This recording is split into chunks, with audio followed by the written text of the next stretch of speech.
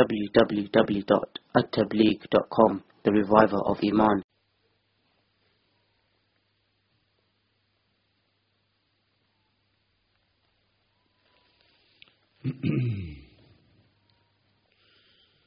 الحمد لله نحمده ونستعينه ونستغفره ونؤمن به ونتوكل عليه ونعوذ بالله من شرور أنفسنا ومن سيئات أعمالنا من يهده الله فلا مضل له ومن يضلله فلا هادي له ونشهد أن لا إله إلا الله وحده لا شريك له ونشهد أن سيدنا ونبينا ومولانا محمدا عبده ورسوله صلى الله تعالى عليه وعلى آله وأصحابه وبارك وسلم تسليما كثيرا أما بعد فأعوذ بالله من الشيطان الرجيم بسم الله الرحمن الرحيم الذين كفروا وصدوا عن سبيل الله أضل أعمالهم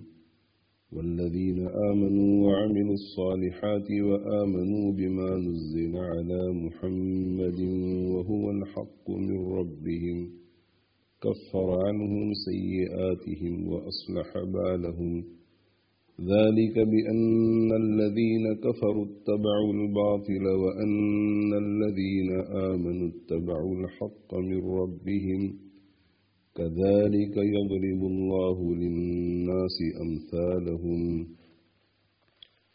صدق الله مولانا العظيم وصدق رسوله النبي الأمي الكريم ونحن على ذلك لمن الشاهدين والشاكرين والحمد لله رب العالمين رب اشرح لي صدري ويسر لي أمري واحلل عقدة من لساني يفقه قولي سبحانك لا علم لنا إلا ما علمتنا إنك أنت العليم الحكيم اللهم انفعنا بما علمتنا وعلمنا ما ينفعنا إن الله وملائكته يصلون على النبي يا أيها الذين آمنوا صلوا عليه وسلموا تسليما اللهم صل وسلم وبارك على سيدنا ومولانا محمد وعلى آله وأصحابه وأزواجه وذرياته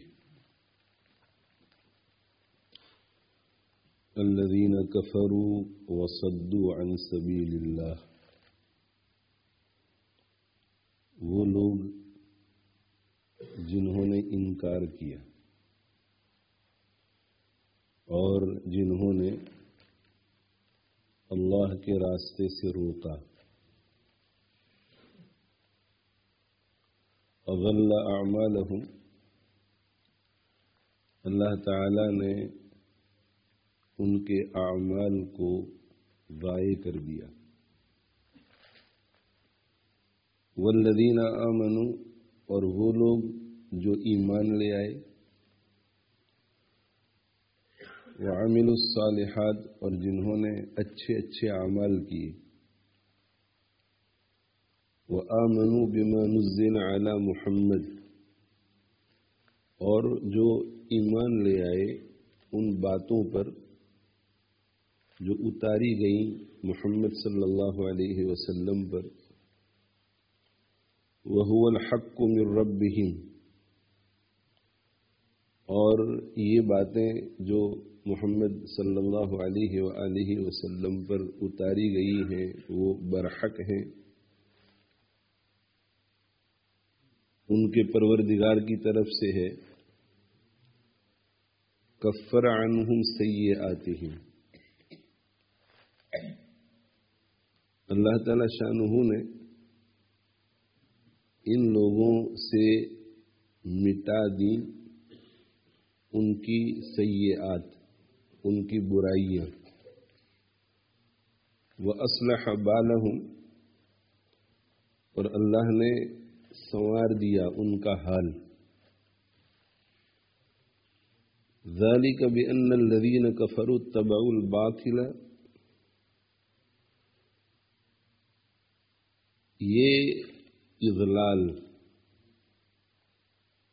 ایک جماعت کے اعمال کو ضائع کرنا اور تکفیر سیئات اور اصلاح بال دوسری جماعت کی سیئات اور برائیوں کو مٹانا اور ان کے احوال کو درست کر دینا. یہ اس وجہ سے ہے کہ وہ لوگ جنہوں نے انکار کیا انہوں نے باطل کا اتباع کیا، اور وہ لوگ جو ایمان لے آئے انہوں نے ان کے پروردگار کی طرف سے حق کا اتباع کیا. كذلك يضرب الله للناس امثالهم، اسی طرح اللہ تعالی شانہ لوگوں کے لیے ان کے احوال کو بیان فرماتے ہیں. اس سورت کے دو نام ہیں. ایک نام ہے سورہ محمد صلی اللہ علیہ وسلم، اور دوسرا نام ہے سورہ قتال. اس کو سورہ محمد اس لیے کہا جاتا ہے کہ اس کی دوسری آیت میں ہمارے اور آپ کے آقا محمد الرسول اللہ صلی اللہ علیہ وآلہ وسلم کا ذکر آیا ہے. والذین آمنوا وعملوا الصالحات وآمنوا بما نزل على محمد.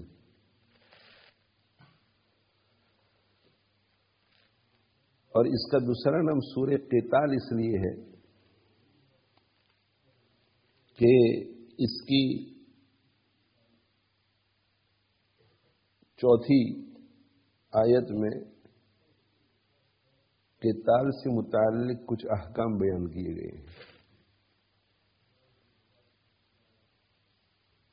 جن کی تفصیل چوتھی آیت کے تحت انشاءاللہ بیان کی جائے گی. تو چونکہ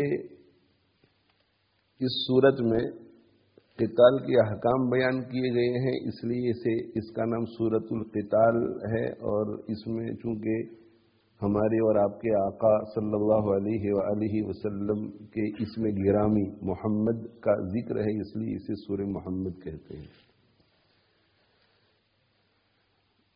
یہ سورت مدنی ہے. حضرت ابن عباس رضی اللہ تعالی عنہما کی رائے یہ ہے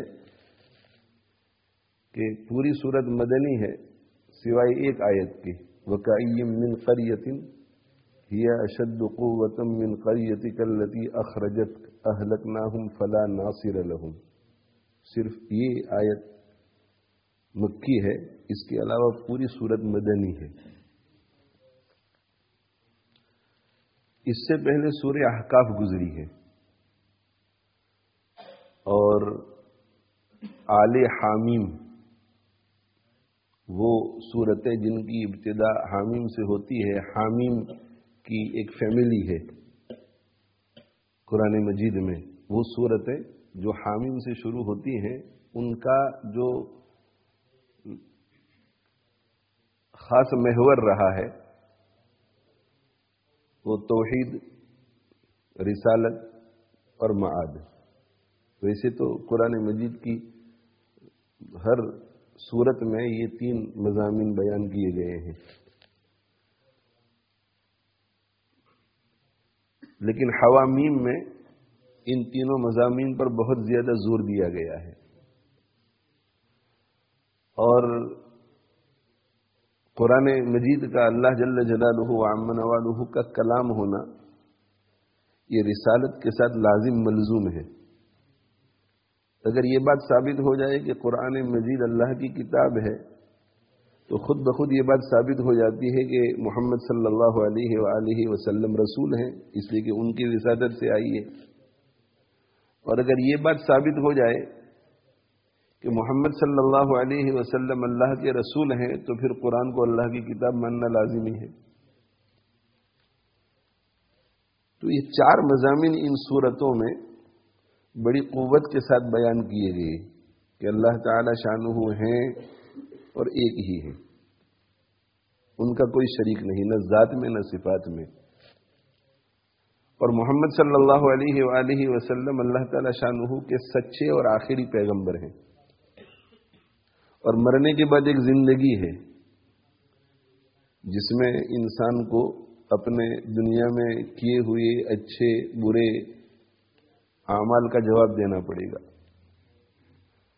اور قرآن مجید اللہ کی کتاب ہے، اس لیے کہ محمد صلی اللہ علیہ وآلہ وسلم اسے بیان کرتے ہیں، اور محمد صلی اللہ علیہ وسلم اگر اللہ کے رسول ہیں اور اللہ کے قاصد ہیں، اللہ کے پیغمبر ہیں، تو وہ جو کچھ بیان کرتے ہیں وہ اللہ ہی کی طرف سے ہوگا۔ حوامیم کی آخری جو صورت ہے وہ سورۃ الاحقاف ہے، اور ان مضامین کو بیان کرنے کے بعد بالکل اخیر میں اللہ جل جلالہ وعم نوالہ کی طرف سے یہ ارشاد ہوا بلاغ۔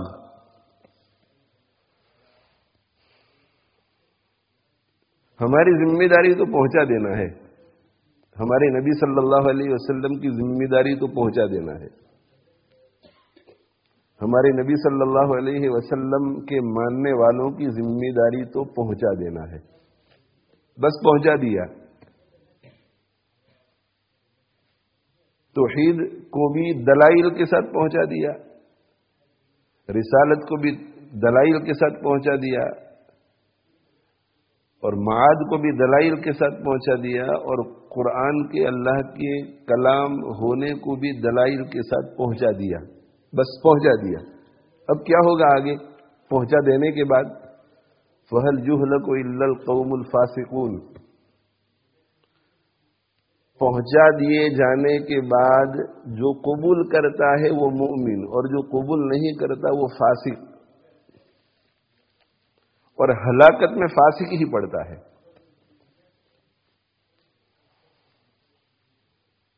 ہلاکت میں فاسق ہی پڑتا ہے۔ وَهَلْ يُهْلَكُ، ہلاک نہیں کیا جاتا ہے مگر فاسق، جو توحید کا انکار کرتا ہے، جو رسالت کا انکار کرتا ہے، جو معاد کا انکار کرتا ہے، جو قرآن مجید کے اللہ کی کتاب ہونے کا انکار کرتا ہے، ہلاکت میں وہی پڑتا ہے۔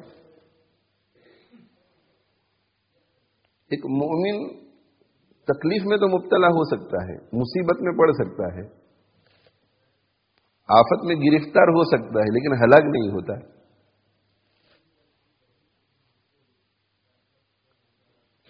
سمندر میں گر سکتا ہے اور گوتے لگا سکتا ہے، لیکن ڈوبتا نہیں ہے، کسی نہ کسی وقت کنارے پہ پہنچتا ہے۔ اور جو فاسق ہوتا ہے، جو بنیادی عقائد کا انکار کرتا ہے اور فاسق رہنے کو پسند کرتا ہے، اس سمندر میں کسی نہ کسی وقت گرتا ہے، اور جب گرتا ہے تو پھر نکل نہیں پاتا۔ یہ سورہ احقاف کا اختتام تھا۔ اب سورہ محمد کی ابتدا ہو رہی ہے، اور سورہ محمد کی ابتدا میں مجھے اور آپ کو یہ بتلایا جا رہا ہے کہ یہ فاسق جس کا بالکل اخیر میں ذکر ہوا سورہ احقاف میں، اس کی علامت کیا ہے؟ تو کہا اس کی علامت یہ ہے کہ الذین کفروا، وہ انکار کرتا ہے،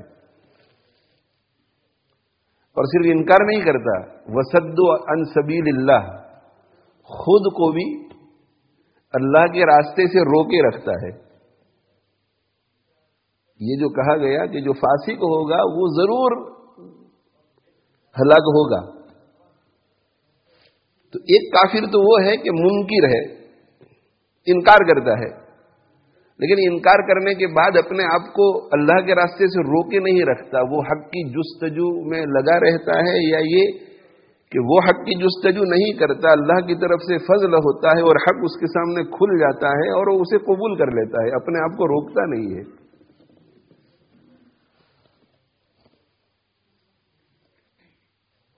مگر دوسرا فاسق وہ ہے کہ جو منکر ہے، انکار کرتا ہے، اور وصدوا انفسهم عن سبیل اللہ، وہ خود کو اللہ کے راستے سے روکے رکھتا ہے، حق کی جستجو نہیں کرتا، اور اگر حق کھل کر سامنے آ جاتا ہے اور سمجھ میں بھی آ جاتا ہے پھر بھی قبول نہیں کرتا، اپنے آپ کو روکتا ہے۔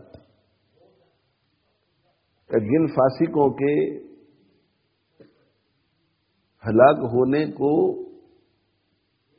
یقینی بتلایا گیا ہے، اس سے یہ مراد ہے کہ جو انکار کرتے ہیں اور انکار کرنے کے بعد اپنے آپ کو حق سے روکے رکھتے ہیں، اور صرف اپنے آپ کو نہیں، وَصَدُّوا أَنفُسَهُمْ وَغَيْرَهُمْ عَنْ سَبِيلِ اللَّهِ، اور دوسروں کو بھی روکتے ہیں، دوسروں کو بھی روکتے ہیں۔ یہ جو الذین کفروا کے بعد وَصَدُّوا عَنْ سَبِيلِ اللَّهِ ہے، یہ قید احترازی نہیں ہے، اس میں یہ نہیں بتلایا جا رہا ہے کہ وہ شخص جو منکر ہے لیکن اللہ کے راستے سے دوسروں کو روکتا نہیں ہے، اضل اعمالہم، اس کے اعمال ضائع نہیں ہوں گے، ایسا نہیں کہا جا رہا ہے، بلکہ یہاں یہ کہا جا رہا ہے کہ جو بھی منکر ہوگا وہ روکنے کا کام لازمی طور پہ کرے گا، اگر کسی اور کو نہیں روکے گا تو خود کو روکے رکھے گا، اس لیے کہ اگر خود کو نہیں روکے گا اور وہ حق کی جستجو کرے گا تو پھر وہ منکر نہیں رہے گا۔ تو اگر وہ منکر رہا ہے اور فاسق رہا ہے، اس کی وجہ یہی ہے کہ اس نے انکار کیا، اور انکار کرنے کے بعد خود کو بھی بڑی محنت سے روکا، اس لیے کہ اللہ تعالی شانہ اتنے کریم ہے کہ فساق اور انکار کرنے والوں کے سامنے بھی وقتاً فوقتاً اپنے دین حق کو کھولتے ہیں، اس کے دل کو دستک دیتے ہیں اور اس کا دل قبول کرتا ہے۔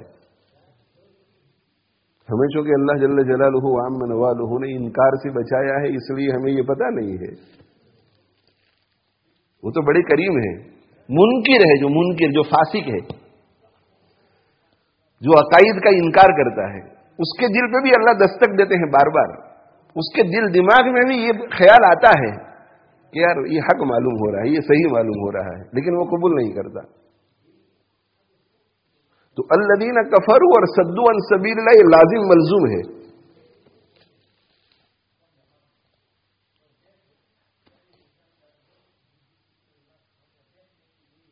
الذین کفروا اگر منکر ہوگا، منکر، اور وہ منکر جو موت تک انکار پر رہنے والا ہے، موت تک انکار پر رہنا چاہتا ہے، تو وصدوا عن سبیل اللہ، وہ اللہ کے راستے سے خود کو بھی روکے گا، دوسروں کو بھی روکے گا۔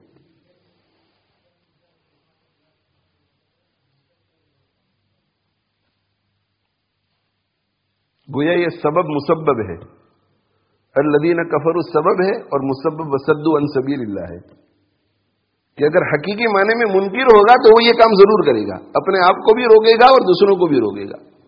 یہ ایسا ہی ہے جیسا کہ عربی میں ہم کہتے ہیں اکلت کثیرن، میں نے بہت کھایا، وشبعت، اس لیے میرا پیٹ بھر گیا۔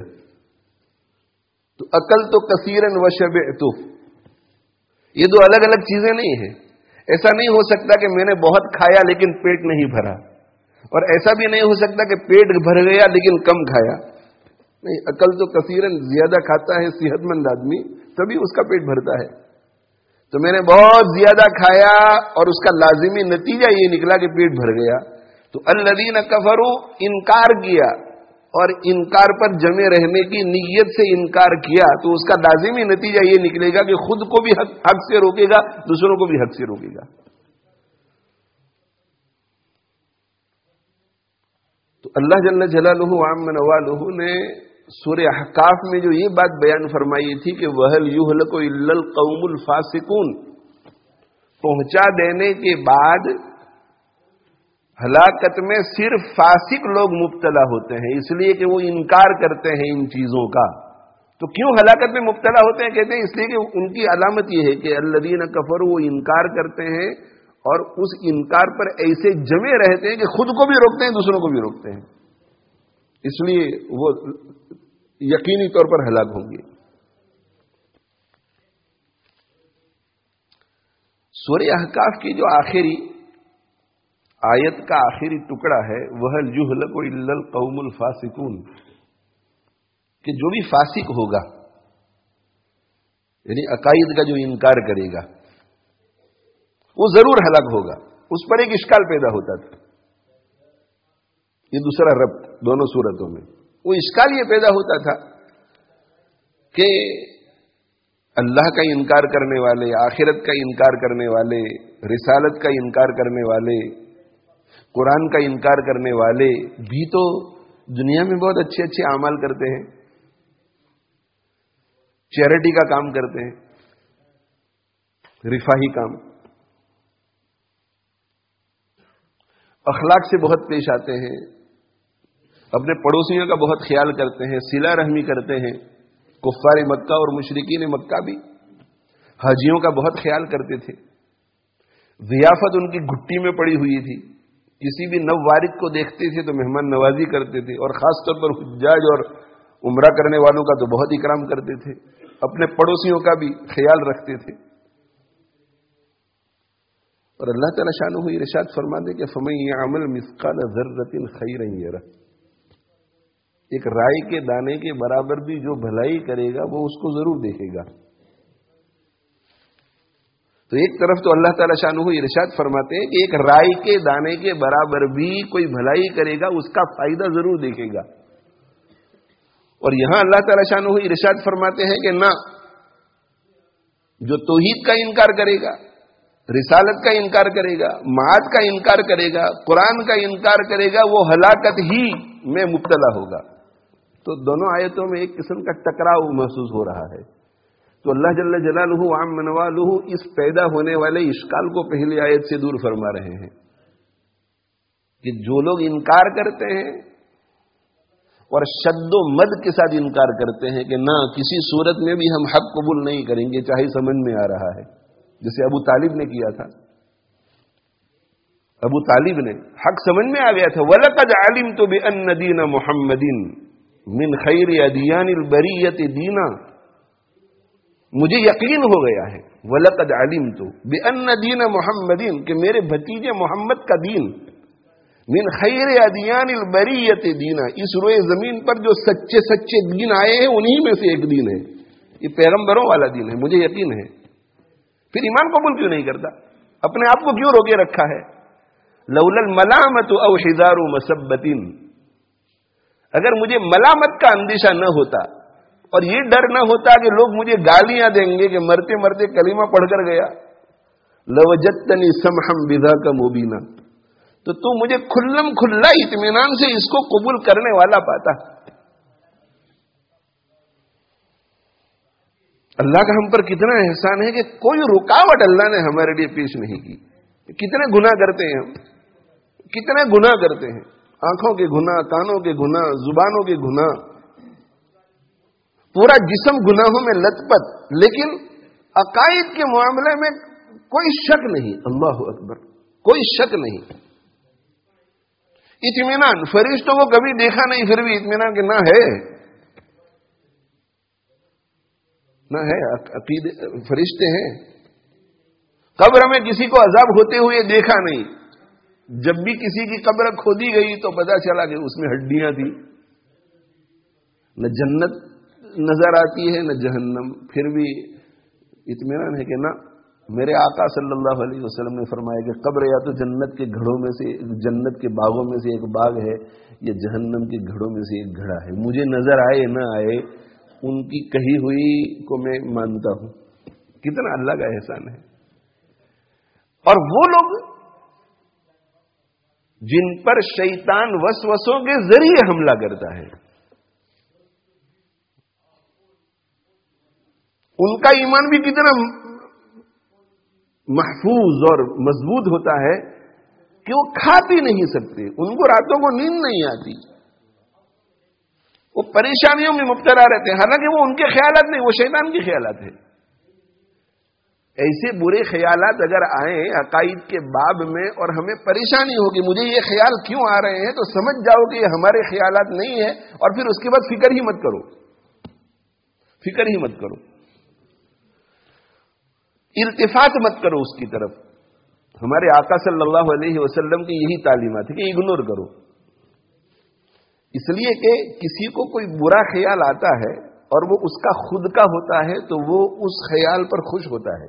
جیسے ایک چور ہے، بیٹھے بیٹھے اس کے دل میں یہ خیال آتا ہے کہ آج حافظ صاحب کے گھر میں ڈاکہ ڈالیں گے اور خزانہ لوٹ لیں گے، تو اندر اندر خوش ہوتا ہے وہ، وہ ایسا نہیں سوچتا کہ یہ خیال مجھے کیوں آ رہا ہے. لیکن حافظ صاحب کے دل میں اگر کسی وقت ایسا خیال آ جائے کہ آج کسی کے گھر میں ڈاکہ ڈالتے ہیں تو فوراً فکر میں پڑ جائیں گے کہ یہ خیال مجھے کیوں آ رہا ہے. توبہ توبہ توبہ توبہ استغفر اللہ.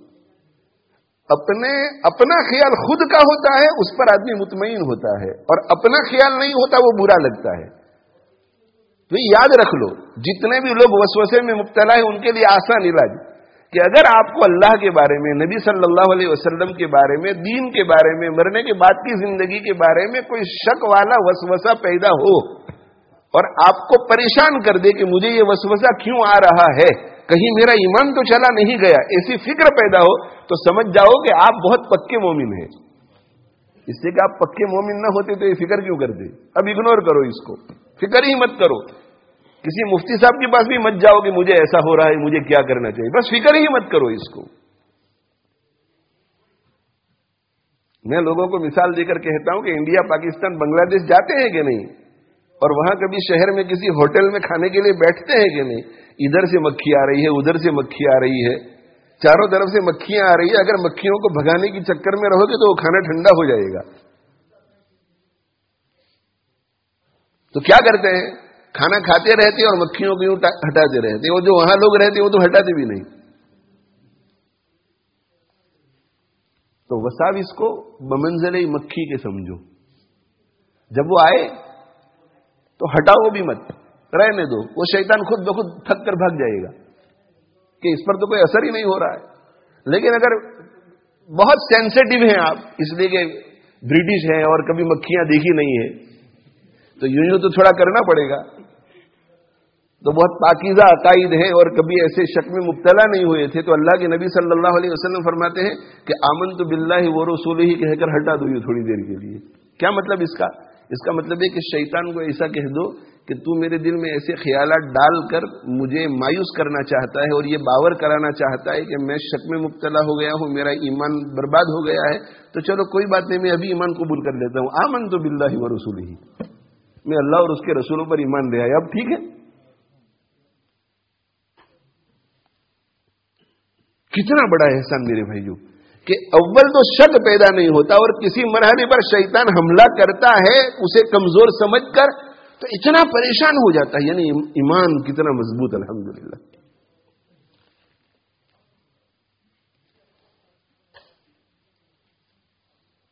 اللہ کا شکر ادا کرو اس پر,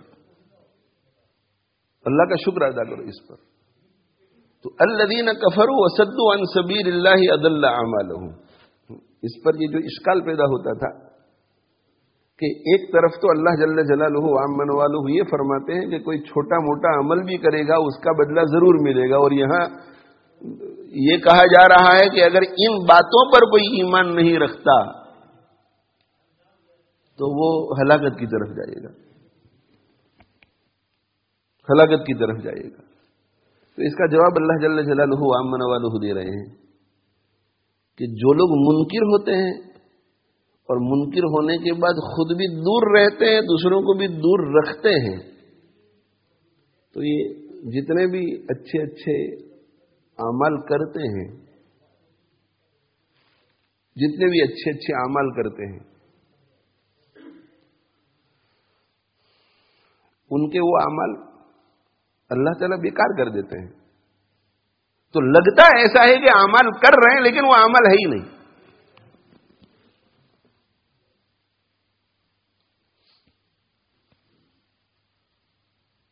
وہ عمل ہے ہی نہیں. کفار مکہ, مشرکین مکہ بھی بہت اچھے اچھے عمل کرتے تھے لیکن ایمان نہیں. تو ایمان نہیں تو اضل اعمالہم, ان کے اعمال کو اللہ نے ضائع کر دیا. تو ایسا ہی ہے جیسا کہ ایک شخص وضو کے بغیر نماز پڑھتا ہے, تو چاہے 20 رکعت پڑھ لے, چاہے 100 رکعت پڑھ لے, چاہے 200 رکعت پڑھ لے, وضو نہیں ہے تو یہ اس کی ساری نمازیں ضائع. تو اسی طرح جب کوئی نیک اعمال کرتا ہے اور ایمان نہیں ہے, تو ایمان نہیں ہے تو گویا وضو نہیں ہے, تو اس کے یہ سارے اعمال بیکار.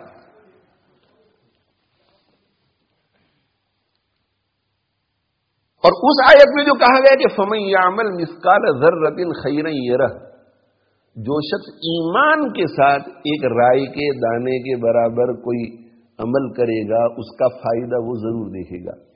اور ایمان کے بغیر اگر پہاڑوں جتنا بڑا عمل بھی لے کر کے آئے تو اضل اعمالہم، اللہ ان کے عمل کو ضائع کر دے گا. اضل یضل، اضلال کا معنی ہے کسی چیز کو کھو دینا،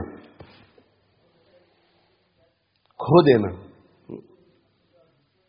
بیوی کا بہت قیمتی ہار ہے اور آپ جا کر کے سمندر میں پھینک آئے اور بیوی کہے کہ میرا وہ ہار کہاں گیا، تو آپ کہیں کہ اضللتہ، میں نے اسے گم کر دیا. تو گم کر دیا یعنی اب وہ ملے گا نہیں، اس کا مطلب ہے کہ ضائع ہو گیا. اللہ ان کے اعمال کو گم کر دیتے ہیں، ضائع کر دیتے ہیں، ملے گا کچھ نہیں. تو ایک غیر مومن ایمان کے بغیر کوئی بھی اچھا عمل کرتا ہے وہ اللہ کے یہاں مقبول نہیں. اور محققین فرماتے ہیں کہ نہیں، اعمال کی دو قسمیں ہیں. اس کو ذرا دھیان سے سنیے. اعمال کی دو قسمیں ہیں، عبادات اور قربات. عبادات، اعمال کی دو قسمیں عبادتیں، جیسے نماز، جیسے روزہ، جیسے زکوٰۃ. یعنی وہ عبادتیں جو اللہ جل جلالہ وعم نوالہ نے ہمارے لیے مشروع کی ہیں اور اس کا مخصوص طریقہ بتلایا ہے. ان عبادات پر ثواب کے مرتب ہونے کے لیے نیت ضروری ہے. نیت کرے گا تو ثواب ملے گا، نیت نہیں کرے گا تو جن اعمال میں نیت فرض نہیں ہے وہاں عمل ہو جائے گا. جیسے وضو میں نیت فرض نہیں ہے تو بغیر نیت کے بھی اگر کوئی وضو کرے گا، جیسے کسی نے آپ کو دھکا دیا اور نہر میں آپ ڈوب گئے تو سر بھی پانی سے بھگ گیا، چہرہ بھی پانی سے بھگ گیا، ہاتھ بھی دونوں پانی سے بھگ گئے، تو وضو کے اعضاء دھل گئے کہ نہیں؟ آپ نے نیت کی تھی اس کے دھکا دینے سے پہلے کہ میں وضو کرنے کی نیت سے دھکا دیا جا رہا ہوں؟ نہیں. لیکن آپ جب نہر سے نکلیں گے تو آپ کا وضو ہو گیا، لیکن ثواب نہیں ملا وضو کرنے پر. اور دوسرا یہ ہے کہ آپ باقاعدہ وضو کریں، نہر پر جا کر، وضو خانے میں جا کر، سنک پر جا کر کے میں نماز پڑھنے کے لیے، اللہ کو راضی کرنے کے لیے وضو کر رہا ہوں، اس پر ثواب ملتا ہے. لیکن بغیر نیت کے ثواب نہیں ملے گا. جن اعمال میں نیت ضروری ہے وہ تو عمل ہوگا ہی نہیں، جیسے روزہ، وہاں تو عمل ہوگا ہی نہیں. اور جن اعمال میں نیت ضروری نہیں ہے وہاں وہ عمل ہو جائے گا لیکن ثواب نہیں ملے گا. یہ عبادات ہیں کہ جن کے لیے ثواب حاصل کرنے کے لیے نیت ضروری ہے، چاہے نیت فرض ہے یا نہیں ہے.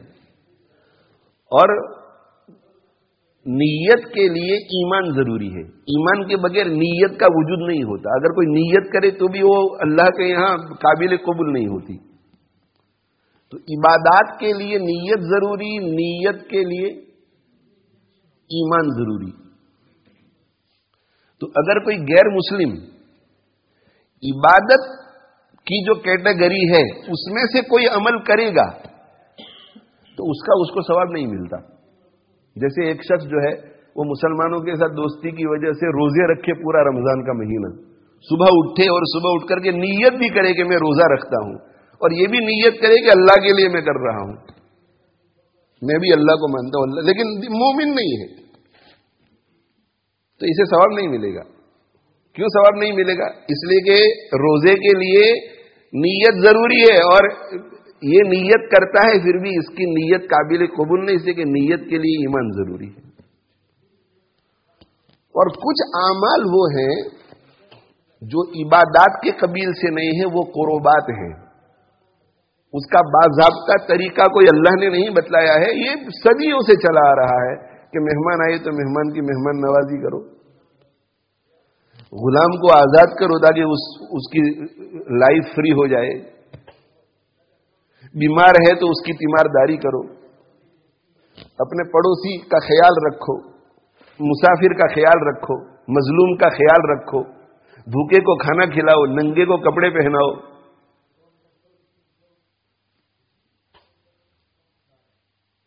ان کا تعلق قربات سے ہے. اور محققین یہ فرماتے ہیں کہ اگر کوئی غیر مسلم بھی قربات کرتا ہے تو اس پر اس کو اجر ملتا ہے،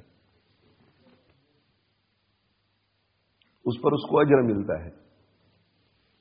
اب اس کا بدلہ یا تو اس کو دنیا ہی میں دیا جائے گا یا قیامت کے دن اسے بدلہ دیا جائے گا اور اس کے عذاب کو ہلکا دیا جائے گا۔ لیکن مومن اور غیر مومن میں فرق کیا ہے؟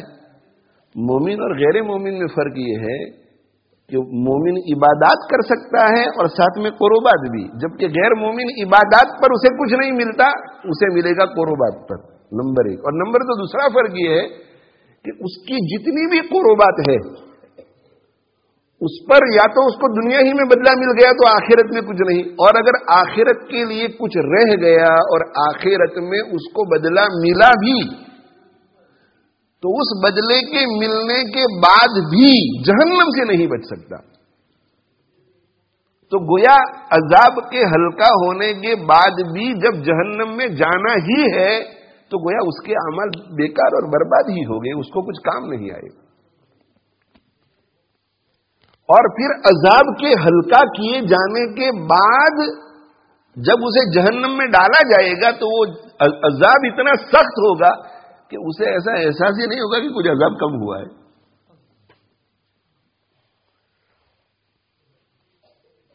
تو الذین کفروا وصدوا عن سبیل اللہ، وہ لوگ جنہوں نے انکار کیا اور جنہوں نے اللہ کے راستے سے روکا، اور روکنا بھی خود کو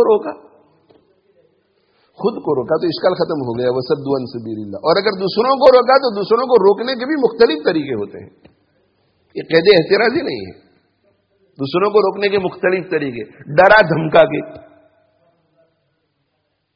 لَنُخْرِجَنَّكَ يَا شُعَيْبُ وَالَّذِينَ آمَنُوا مَعَكَ مِنْ قَرْيَتِنَا أَوْ لَتَعُودُنَّ فِي مِلَّتِنَا، اے شعیب ہم ضرور بھی ضرور تمہیں ہماری بستی سے نکال دیں گے اور تمہارے ساتھ جو لوگ ایمان لے آئے ان کو بھی۔ دیکھو ڈرائے دھمکائے، اللہ یہ کہ تم واپس ہمارے مذہب میں داخل ہو جاؤ۔ تو کیا ڈرایا جا رہا ہے؟ ڈرایا جا رہا ہے کہ دیکھو جلا وطن کر دیے جاؤ گے، شہر بدر کر دیے جاؤ گے، تو 2-4 آدمی ڈر کر کے دوبارہ چلے جائے، دیکھو روکا ان کو۔ یا یہ کہ کوئی ایمان قبول کرنے والے ہیں وہ ڈر جاتے ہیں کہ ان کو تو اتنی سخت وارننگ دی جا رہی ہے، ہم بھی اگر ایمان لے آئیں گے تو ہمارا بھی یہی حال ہوگا۔ اخرجوہم من قریتکم، قوم لوط نے کہا اخرجوہم من قریتکم، حضرت لوط علیہ السلام اور ان کے ماننے والوں کو نکال دو بستی سے۔ اب چاہے نکالنے کا ارادہ ہو یا نہ ہو، اس طرح کے اعلانات کرتے رہتے ہیں، ڈراتے دھمکاتے رہتے ہیں تاکہ لوگ ایمان قبول کرنے سے پہلے سوچیں۔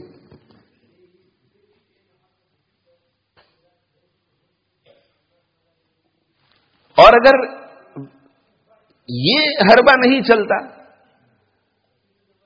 تو لوگوں کو روکنے کا دوسرا لالچ دو، ان کو لالچ، اے محمد صلی اللہ علیہ وآلہ وسلم آپ اگر جو کام آپ کر رہے ہیں اسے چھوڑ دیں اور واپس اپنے پرانے مذہب پر آ جائیں تو ہم آپ کو قوم کا سردار بنا دیں گے، سب کا سردار۔ ابو جہل ہے اتنا بڑا سردار، لیکن آپ کو ان سے بھی بڑا بنا دیں گے۔ لالچ، آپ کے لیے اتنا مال اکٹھا کر دیں گے کہ پورے مکہ مکرمہ میں آپ سے زیادہ مالدار کوئی نہیں ہوگا۔ آپ بتلائیے کہ کون سی عورت آپ کو پسند ہے پورے مکہ مکرمہ میں، خوبصورت سے خوبصورت عورت، اس سے ہم آپ کا نکاح کرا دیں گے۔ لالچ، لالچ کے ذریعے بھی دین حق سے روکا جاتا ہے۔ تیسرا طریقہ شکوک اور شبہات پیدا کر کے، شکوک اور شبہات پیدا کر کے، ایسی کتابیں لکھ کر، ایسے مضامین لکھ کر، پرنٹ میڈیا میں ایسے مضامین چھاپ کر، ٹی وی پہ پینلز پر بیٹھ کر اسلام کے بارے میں ایسی باتیں کر کے، یہ بھی ایک طریقہ ہے روکنے کا۔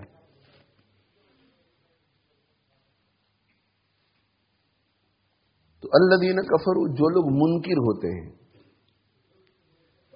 وصدوا عن سبیل اللہ، اور اللہ کے راستے سے روکتے ہیں، اضل اعمالهم، اللہ تعالی شانہ ان کے اعمال کو بیکار کر دے گا۔ اس کے بھی مختلف زاویے سے اس کو بھی دیکھا جا سکتا ہے۔ ایک زاویہ یہ کہ وہ جو بھی عمل کریں گے وہ عمل بے مقصد ہوگا. ایسا نہیں کہ وہ کوئی عمل بے مقصد ہوگا. اضل اعمالهم، اللہ ان کے عمل کو ضائع کر دے گا. عمل بے مقصد ہوگا، یعنی جس میں وہ ساری اپنی توانائیاں خرچ کر رہے ہیں، وہ ہو سکتا ہے کہ دنیا میں تو ان کو ترقی دے دے لیکن آخرت میں نہیں. ہو سکتا ہے وقتی ترقی ہو جائے اور مستقبل میں پریشانی. اضل اعمالهم، بے مقصد. یا یہ کہ عمل تو اچھا کر رہے ہیں لیکن نیت اچھی نہیں ہے، اللہ کے لیے نہیں ہے. جس اللہ کو وہ مانتے ہیں اس کے لیے بھی نہیں، شہرت کے لیے. اخلاص کا پہلو ہی نہیں ہوتا. اخلاص کا پہلو ہی نہیں ہوتا. اخلاص پر کہیں بیان بھی نہیں ہوتا، اخلاص پر گفتگو بھی نہیں ہوتی. اخلاص کے جن زاویوں سے مسلمان سوچتے ہیں اور اخلاص کے علاج، اخلاص کے وساوس، یہ سب چیزیں، ریا کے وساوس، اس زاویے سے سوچتے نہیں ہیں. تو اضل اعمالهم، عمل اچھا ہے لیکن برباد. اور اگر عمل اچھا ہے اور اخلاص بھی ہے پھر بھی برباد، اس لیے کہ ایمان نہیں. اور اضل اعمالهم دوسرے زاویے سے کہ جو لوگ منکر ہوئے اور منکر ہو کر خود کو راہ حق سے روکا اور دوسروں کو بھی راہ حق سے روکا، اس کے لیے انہوں نے جو منصوبے بنائے اور جو تدبیریں کی وہ کچھ دنوں تک چلتی ہے. اضل اعمالهم، اللہ تعالی شانہ ان کی ان ساری تدبیروں کو بیکار کر دیتے ہیں. وقتی طور پر چلتی ہے، گھبرانے کا نہیں اس سے. تو یہ معاملہ ہے اللہ تعالی شانہ کا منکرین کے ساتھ، کہ ان کے اچھے اعمال آخرت میں کچھ کام نہیں آئیں گے. ان کی تدبیریں وقتی طور پر چلتی ہیں، بعد میں نہیں. اور مومنین کے ساتھ اللہ کا کیا تعلق ہے؟ اور جو ایمان لے آئے اور جنہوں نے اعمال صالحہ کی. یہ مدنی آیات ہیں، اور اس وقت کے جو منکر تھے ان پر اس کو سب سے پہلے چسپا کیا جا رہا ہے. مدینہ منورہ میں مسلمان آ کر کے خوش عیش ہو گئے، آرام اور چین اور سکون کا سانس لیا، تو ان کو کہا جا رہا ہے کہ جو منکر ہوئے اور جنہوں نے خود کو اور دوسروں کو اللہ کے راستے سے روکا، اضل اعمالهم، ان کی ساری کوششیں برباد ہو گئی. 13 سال کی محنت سب بیکار. ہمارے نبی صلی اللہ علیہ وسلم کو اساسینیٹ کرنے کی کوشش بیکار، بغلیں جھانکتے رہ گئے.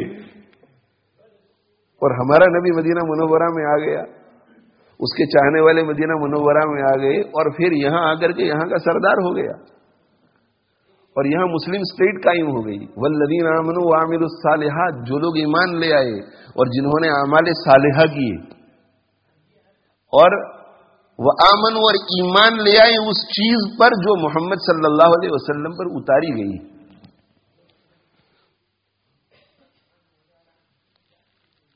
کفر عنہم سیئاتہم، اللہ نے ان کی چھوٹی موٹی برائیاں اور غلطیاں مٹا دی.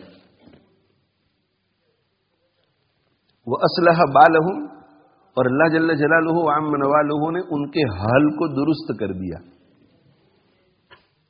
ان کا حال دنیاوی اعتبار سے بہت درست ہو گیا. انصار ان کی خدمت میں لگے ہوئے ہیں، انصار ان کی خدمت میں لگے ہوئے ہیں. اور انصار بھی چونکہ ایمان لائے اور اعمال صالحہ کیے اور اللہ کے نبی صلی اللہ علیہ وسلم پر اتاری گئی کتاب پر وہ بھی ایمان لے آئے، ان کی حالت بھی بہت اچھی ہو گئی کہ اللہ جل جلالہ وعم نوالہ نے انہیں بھی بہت رفعتیں عطا فرمائی. دنیاوی اعتبار سے بھی خوشحال، اور موت کے وقت بھی اصلح بالہم، اور قبر میں بھی اصلح بالہم، ان کی حالت ٹھیک ہو گئی. قیامت کے دن بھی اصلح بالہم، پل صراط پر بھی اصلح بالہم، اور جنت میں ہمیشہ کے لیے اصلح بالہم. اور بال کا جس طرح معنی حل سے کیا جاتا ہے، اسی طرح قلب سے بھی کیا جائے. اصلح بالہم، اللہ نے ایسے لوگوں کے دلوں کو درست کر دیا. دل، اب ان کے دل ایسے ہو گئے کہ ان کے دل گناہوں کا نہیں سوچ سکتے. یہ ہمیشہ کے لیے رضی اللہ عنہ ورضوا عنہ ہو گئے. اللہ ان سے راضی، وہ اللہ سے راضی.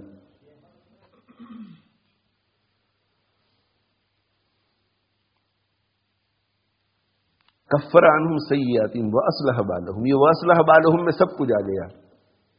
ان کی دنیاوی حالت بھی درست کر دی اور اس میں اور ترقی ہوگی. یہ پورے عربستان پر قابض ہو جائیں گے اور پھر ان کی سلطنت وسیع ہی ہوتی چلی جائے گی. واصلح بالہم، ان کی موت بھی اچھی آئے گی، قبر بھی اچھی رہے گی، حشر بھی اچھا رہے گا، پل صراط بھی ٹھیک، جنت میں داخل ہوں گے. اور کفر عنہم سیئاتہم کے بھی دو مطلب ہیں. ایک مطلب یہ کہ اللہ جل جلالہ وعم نوالہ نے ان کے ایمان کی وجہ سے ان کی پچھلی ساری خطائیں معاف کر دی. کفر، ان سے ان کی برائیاں مٹا دی. اور دیکھو قرآن مجید میں آپ جہاں کہیں دیکھیں گے تو اکثر جگہوں پر آپ کو یہ نظر آئے گا کہ اللہ جہاں کہیں ایمان اور عمل صالح کا ذکر کرتے ہیں تو اس کے بعد دو جزائیں مرتب کرتے ہیں.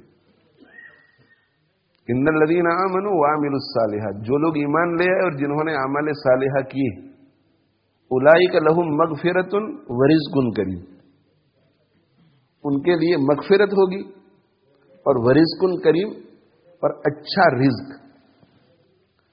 تو جہاں کہیں ایمان اور عمل صالح کا ذکر آئے گا تو اکثر جگہوں پر دو چیزیں مرتب ہوگی. ایک ہے مغفرت اور دوسرا کوئی اچھا بدلہ. اچھا بدلہ یہاں پر بھی یہی کیا کہ جو لوگ ایمان لے اور جنہوں نے اعمال صالحہ کیے، نمبر 1 کفر عنہم سیئاتہم، ان کے پچھلے گناہ مٹا دیے. یہ اس کا تعلق ایمان سے ہے. جو ایمان لے آئے لہم مغفرۃ، اور اس کے بعد پھر اعمال صالحہ کیے، واصلح بالہم لہم مغفرۃ ورزق کریم. جو ایمان لے آئے تو ان کے پچھلے سارے گناہ مٹ گئے، اور جو ایمان لانے کے بعد اعمال صالحہ کرتے ہیں تو ان کا حال ٹھیک کر دیتے ہیں ہم، دنیا کا بھی اور آخرت کا بھی. من عمل صالحا من ذکر او انثى وهو مؤمن فلنحيينه حیاتا طیبہ، دنیا بھی ٹھیک کر دیں گے اور ولنجزینہم اجرہم باحسن ما كانوا يعملون. اس میں ایک ہی چیز کا ذکر ہے کہ احوال درست کر دیتے ہیں. لیکن یہاں پر یہ کفر عنہم سیئاتہم جو ہے، اس میں ایک دوسرا گہرا معنی بھی ہے. والذین آمنوا، جو دل سے ایمان لاتے ہیں، دل سے ایمان لاتے ہیں، کفر عنہم سیئاتہم، ہم ان کی برائیاں مٹا دیتے ہیں. یعنی پچھلے جو ان کے باطل نظریات تھے، باطل عقائد تھے، باطل خیالات تھے، جن کے نتیجے میں برے برے اعمال وجود میں آتے تھے، ان کے جو گناہ ان کے نامے اعمال میں جمع ہوئے تھے وہ مٹا دیتے ہیں. اور اس ایمان کی برکت سے ان کے ان باطل نظریات اور باطل خیالات کو بھی ہمیشہ کے لیے مٹا دیتے ہیں. اس لیے کہ ہرقل نے حضرت ابو سفیان کو کیا کہا تھا کہ ایمان کی خوبی یہ ہے اور ایمان کی خصوصیت یہ ہے کہ جب وہ کسی کے دل میں سچائی کے ساتھ اتر جاتی ہے تو پھر وہ دل سے نکلتی نہیں ہے. اس کا مطلب یہ کہ ایک مرتبہ ایمان اتر جاتا ہے پھر برا نظریہ دوبارہ دل میں نہیں آتا.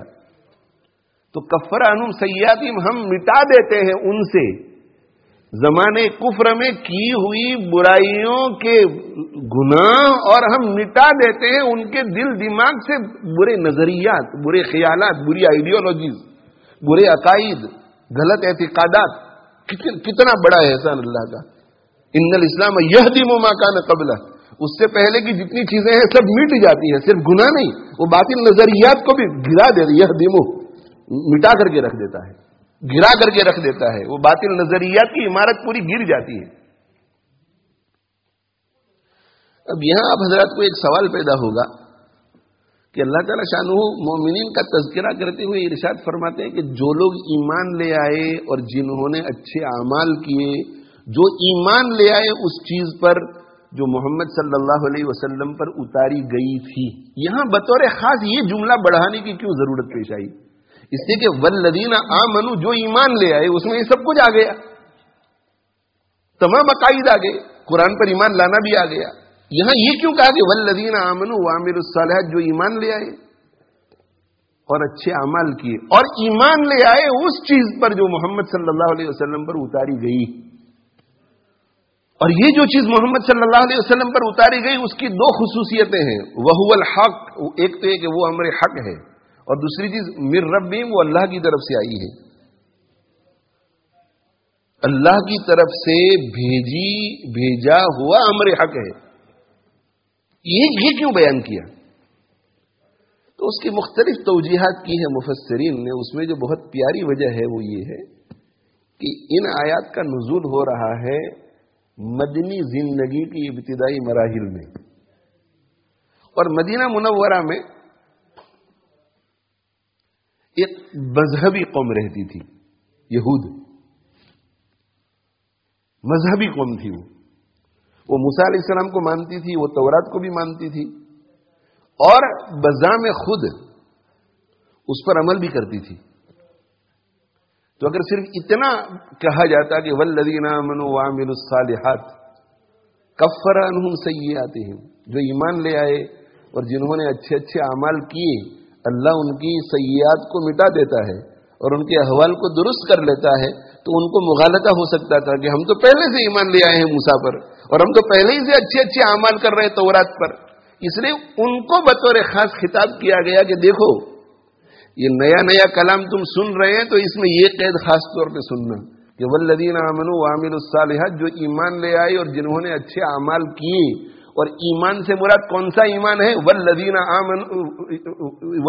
آمنوا بما نزل علی محمد، ایمان سے مراد وہ ایمان ہے جس میں محمد صلی اللہ علیہ وسلم کی رسالت اور قرآن پر ایمان بھی شامل ہو، ان کے لیے کفر عنہم سیئاتہم واصلح۔ اسی لیے یہ قید بڑھائی کہ وہو الحق من ربہم، یہ لوگوں کے پروردگار کی طرف سے برحق چیز ہے جو محمد صلی اللہ علیہ وسلم لے کر آئے۔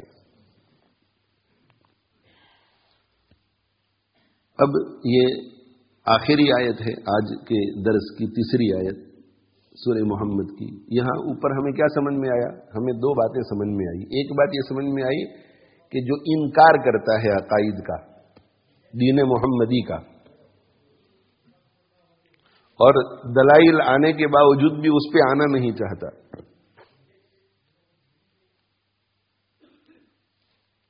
اللہ جل جلالہ وعم نوالہ ان کے کاموں کو بھی مقصد بناتے ہیں۔ یہ اچھے کام کرتے ہیں وہ بھی قابل قبول نہیں ہوتے، اور ان کی ساری تدبیریں اہل حق کے خلاف برباد کر دیتے ہیں۔ یہ اذلال اعمال کا وعدہ ان کے ساتھ ہے، اور جو ایمان لے آتے ہیں اور اچھے اچھے کام کرتے ہیں ان سے کیا وعدے ہیں؟ ان سے یہ وعدے ہیں کہ اللہ تعالی شانہ پچھلی زندگی کی برائیاں مٹا دیتے ہیں اور ایمان کی حفاظت کرتے ہیں، آئیڈیالوجی کی حفاظت کرتے ہیں، اور ان کے احوال کو درست کر دیتے ہیں، دنیا کے احوال بھی، موت کے وقت، قبر میں، قیامت کے دن۔ تو یہ تکفیر سیئات اور اصلاح احوال کا وعدہ مومنین کو ہو رہا ہے۔ تو ان کو یہ وعدہ ہو رہا ہے کہ تمہارے اعمال برباد، ان کو یہ وعدہ ہو رہا ہے کہ تمہارے اعمال سنوارے جائیں گے اور تمہارے احوال سنوارے جائیں گے، اور تمہیں گناہوں کو، برائیوں کو مٹا دیا جائے گا، اور دنیا میں بھی کامیاب، آخرت میں بھی کامیاب۔ اینڈ ریزلٹ دونوں جماعتوں کا یہ ہوگا۔ یہ کیوں؟ اب اس کو بیان کریں، یہ کیوں ان کو یہ وعدہ اور ان کو یہ کیوں؟ کہتے ہیں ذالک، یہ اس وجہ سے، بأن الذین کفروا اتبعوا الباطل، اس لیے کہ وہ لوگ جنہوں نے انکار کیا انہوں نے باطل کا اتباع کیا، غلط چیز کا اتباع کیا، شیطان کا اتباع کیا، چاہے وہ اسے حق سمجھ رہے ہوں۔ اور وَأَنَّ الَّذِينَ آمَنُوا، اور وہ لوگ جو ایمان لے آئے انہوں نے اتبعوا الحق من ربہم، ان کے پروردگار کی طرف سے جو حق آیا ہے اس کا اتباع کیا ہے، چاہے ان کو کتنا مشکل لگا۔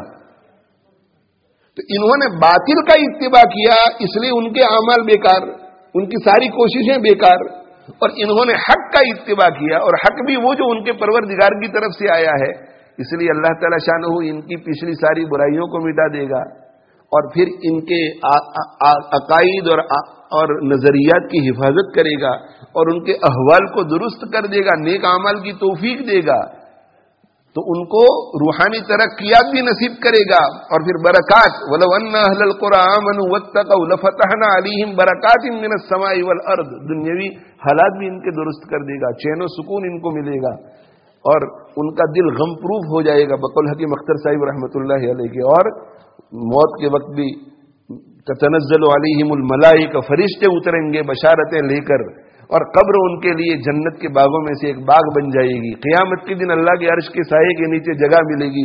پل صراط پر سے بجلی کے چمکنے کی طرح گزر جائیں گے، اور ہمیشہ ہمیشہ کے لیے انبیاء، صدیقین، شہداء، صالحین کی رفاقت میں جنت میں داخل ہو جائیں گے. اللہ تعالیٰ شانہ ارشاد فرماتے ہیں کذالک یضرب اللہ للناس امثالهم. دنیا میں مختلف قسم کے لوگ رہتے ہیں، تو اللہ تعالیٰ اسی طرح مختلف لوگوں کے لیے ان کے مختلف احوال بیان کرتے ہیں تاکہ ان کو سمجھ آئے اور باطل سے بچ کر حق کی طرف آئیں، تاکہ انہیں بھی یہ دنیا کی اور مرنے کے بعد کی زندگی کی ساری بھلائیاں نصیب ہو جائیں. اللہ تعالیٰ شانہ مجھے آپ کو عمل کی توفیق عطا فرماوے. وآخر دعوانا ان الحمدللہ رب العالمین وصلی اللہ علی نبینا محمد وعلی آلہ واصحابہ اجمعین. الحمد للہ رب العالمین والعاقبۃ للمتقین والصلاة والسلام علی رسولہ سیدنا ومولانا محمد وعلی آلہ واصحابہ اجمعین. ربنا ظلمنا انفسنا وان لم تغفر لنا وترحمنا لنكونن من الخاسرین. ربنا اغفر لنا وتب علينا انك انت التواب الرحيم. يا مصرف القلوب صرف قلوبنا على طاعتك. يا مقلب القلوب ثبت قلوبنا على دينك. اللهم احفظنا من كل بلاء الدنيا وعذاب الآخرة. اللهم آت نفوسنا تقواها وزكها أنت خير من زكاها أنت وليها ومولاها. اللهم أصلح لنا شأننا كله. اللهم أصلح لنا ديننا الذي هو عصمة أمرنا، وأصلح لنا دنيانا التي فيها معاشنا، وأصلح لنا آخرتنا التي إليها معادنا، واجعل الحياة زيادة لنا في كل خير، واجعل الموت راحة لنا من كل شر. اللهم ثبتنا على الإيمان وأمتنا على الإيمان، واحشرنا يوم القيامة مع المتقين مع الإيمان. اللهم آنس وحشتنا في قبورنا. اللهم ارحمنا بالقرآن العظيم واجعله لنا إماما ونورا وهدى ورحمة. اللهم ذكرنا منه ما نسينا وعلمنا منه ما جهلنا، وارزقنا تلاوته آناء الليل وآناء النهار، واجعله لنا حجة يا رب العالمين. اللهم اجعلنا ممن يحل حلاله ويحرم حرامه ويقيم حدوده. اللهم اجعل القرآن العظيم ربيع قلوبنا وجلاء أحزاننا وذهاب غمومنا وهمومنا وسائقنا وقائدنا إلى جنات النعيم. ربنا آتنا في الدنيا حسنة وفي الآخرة حسنة وقنا عذاب النار. اللهم اشف مرضانا وارحم موتانا. اللهم إنا نسألك حسن الختام والعفو عما سلف وكان. ربنا تقبل منا إنك أنت السميع العليم وتب علينا إنك أنت التواب الرحيم. اللهم اغفر لنا ولوالدينا ولأساتذتنا ولمشايخنا ولمحبينا ولمحسنينا ولأهلينا ولمن له حق علينا ولمن أوصانا بالدعاء ولجميع المؤمنين والمؤمنات والمسلمين والمسلمات الأحياء منهم والأموات إنك سميع قريب مجيب الدعوات. رب اغفر وارحم وأنت خير الراحمين. سبحان ربك رب العزة عما يصفون وسلام على المرسلين والحمد لله رب العالمين. وآخر دعوانا الحمد لله رب العالمين برحمته. www.attableek.com, the reviver of